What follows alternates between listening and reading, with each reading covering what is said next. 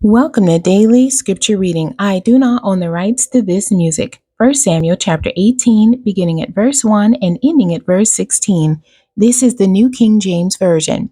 Now when he had finished speaking to Saul, the soul of Jonathan was knit to the soul of David, and Jonathan loved him as his own soul. Saul took him that day and would not let him go home to his father's house any more. Then Jonathan and David made a covenant because he loved him as his own soul. And Jonathan took off the robe that was on him and gave it to David, with his armor, even to his sword and his bow and his belt. So David went out wherever Saul sent him and behaved wisely. And Saul set him over the men of war. And he was accepted in the sight of all the people and also in the sight of Saul's servants.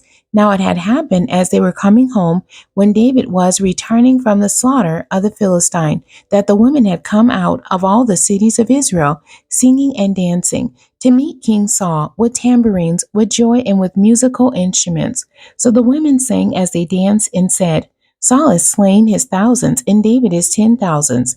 Then Saul was very angry, and the saying displeased him. And he said, They have ascribed to David 10,000s, and to me they have ascribed only thousands. Now what more can he have but the kingdom? So Saul eyed David from that day forward.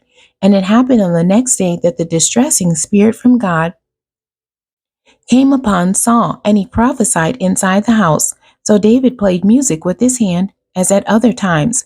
But there was a spear in Saul's hand, and Saul cast the spear, for he said, I will pin David to the wall. But David escaped his presence twice.